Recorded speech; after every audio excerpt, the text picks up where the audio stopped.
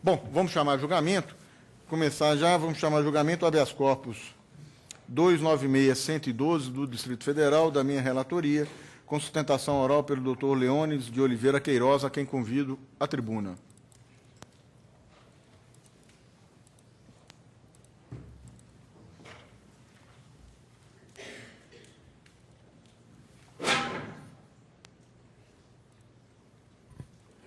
Excelentíssimo senhor presidente... Doutor Leônidas, só um pouquinho, por favor.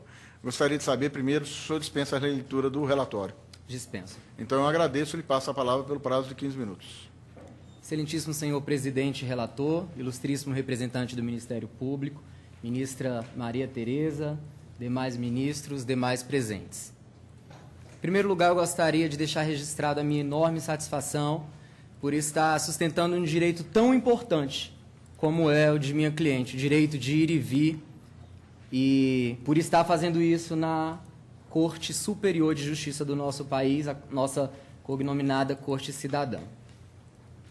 Excelências, feita essa digressão, eu poderia enveredar-me pelo argumento único e exclusivamente humanitário e falar que minha cliente, desde muito nova, sofreu vários abusos, sofreu várias exclusões, a começar do seu seio social, porque foi excluída, inclusive, pela sua própria mãe, pelo único fato de ser homoafetiva.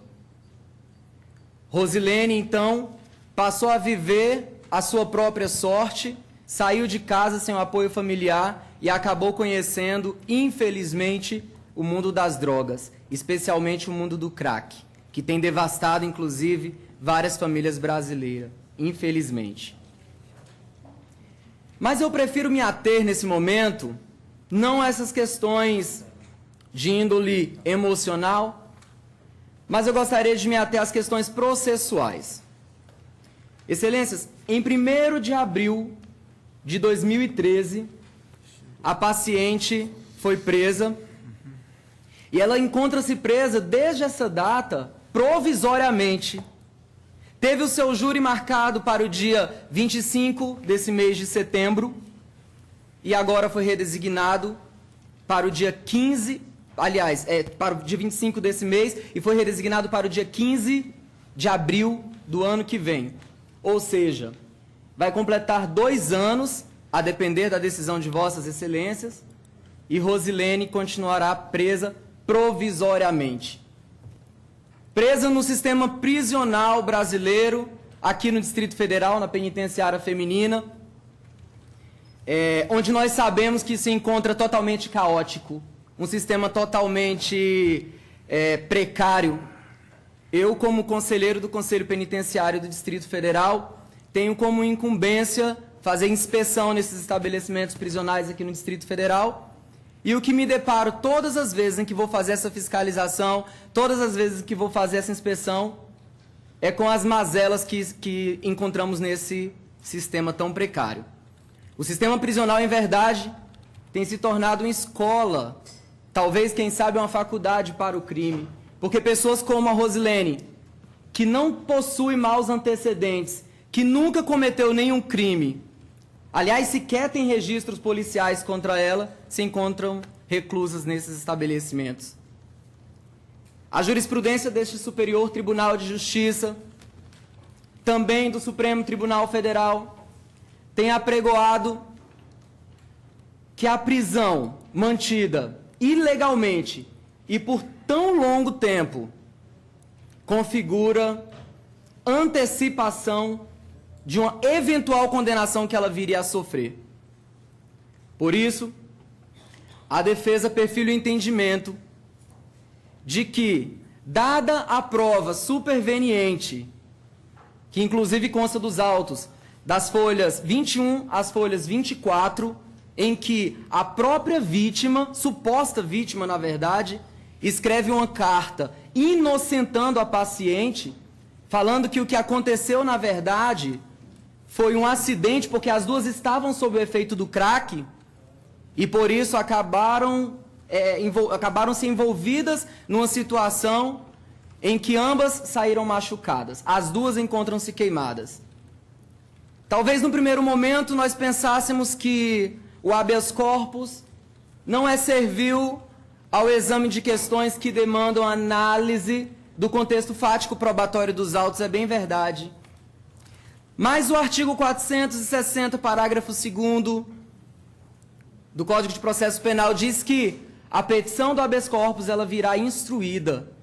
E foi justamente isso que a defesa cuidou de fazer, de juntar nessa fase processual essa carta escrita pela suposta vítima, que inclusive encontra-se reclusa na penitenciária feminina também, essa sim, pela prática de crime, mas que mantém o relacionamento com a minha cliente, o relacionamento homoafetivo das duas, e afirma veementemente que se trata de um acidente. Essa carta, excelências, surgiu somente agora, surgiu no mês de maio desse ano. Por isso eu digo que é superveniente. Então a defesa, nesse sentido, sem mais delongas, clama a vossas excelências, seja expedido alvará de soltura, mais que isso, seja trancada a ação penal com base nessa única prova que milita em favor da minha cliente, até mesmo em louvor ao princípio da paridade de armas, porque é a única prova que ela possui que milita em seu favor. Nesse sentido, pede-se o trancamento da ação penal. E caso assim não entenda, vossas excelências, que Rosilene Aparecida da Silva seja liberada para que aguarde o julgamento no ano que vem pelo Tribunal do Júri em liberdade. É a defesa. Busca-se, como presente jurídico, a concessão de liberdade provisória à paciente por não estarem presentes os requisitos do artigo 312 do Código de Processo Penal e por não mais persistirem os motivos que derem seja a prisão. E, alternativamente, pleiteia-se a absolvição da paciente, tendo em vista que a vítima escreveu uma carta inocentando e afirmando tratar-se de um acidente.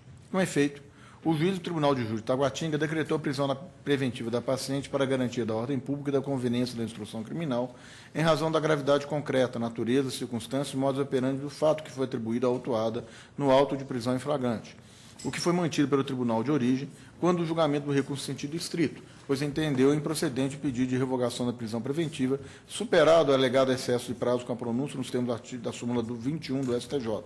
De igual modo, não há falar em desproporcionalidade da medida analisada, a necessidade da construção decretada com fundamento na garantia da ordem pública e na conveniência da instrução criminal. Como se vê, o próprio Tribunal de Origem, no recurso em sentido estrito, manteve a segregação cautelar decretada pelo juiz de origem, que consignou a periculosidade da paciente em razão do modus operandi empregado, porquanto, segundo os termos do depoimento prestado pela testemunha Valdeci Alves da Silva, a autuada teria ateado fogo contra a vítima, sua companheira, extraindo de seu depoimento que Márcia estava como uma tocha humana, devidamente fundamentadas, portanto, ao meu ver, as decisões impugnadas.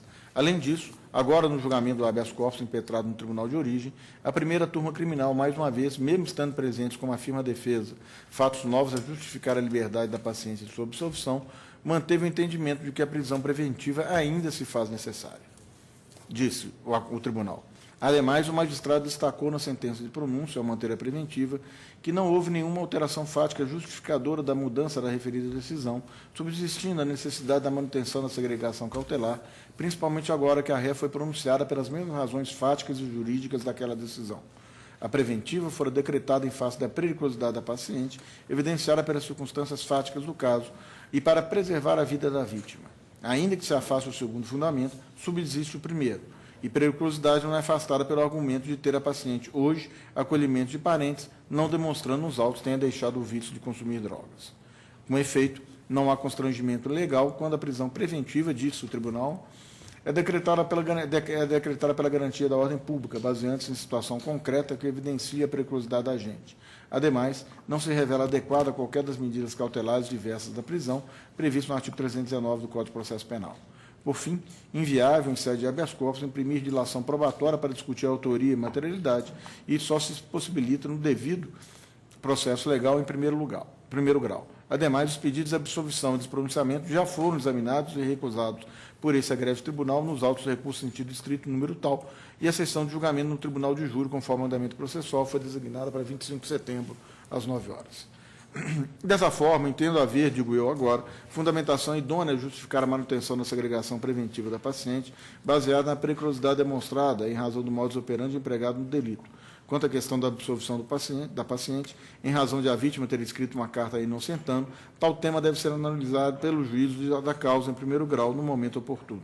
Além disso, o Tribunal de Origem afirmou já ter sido analisada a questão da materialidade e da autoria no recurso em sentido estrito lá interposto, e aí eu transcrevo trechos da decisão, destacando o seguinte: nenhuma razão no pedido de reabertura de instrução probatória, a ausência do oitivo da vítima em juízo não justifica postulados retrocessos, sobretudo porque, embora intimada pessoalmente, não compareceu na audiência de instrução. Ademais, na fase do artigo 422 do Código de Processo Penal, a acusação e a defesa terão oportunidade de arrolar testemunhas, juntar documentos e requerer diligências. Por outro lado, ultrapassar o posicionamento adotado na origem, quando a existência da materialidade e a presença dos indícios de autoria, demandaria ampla inserção no campo fático, o que não se harmoniza com a via estreita do habeas corpus. Ante o exposto, eu não conheço da impetração. Ministro Rogério Schietti. Senhor presidente, o ilustre advogado trouxe agora da tribuna um dado novo que me levou a ter alguma dúvida a respeito de um entendimento inicial que eu já formara no mesmo sentido de Vossa Excelência, que é a informação de que a vítima está presa. Eu não sei se essa informação se encontra efetivamente. A vítima está presa?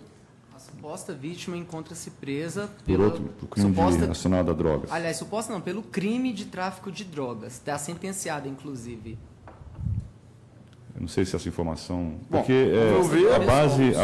me parece que aqui o juízo de periculosidade que se fez em relação à paciente está diretamente...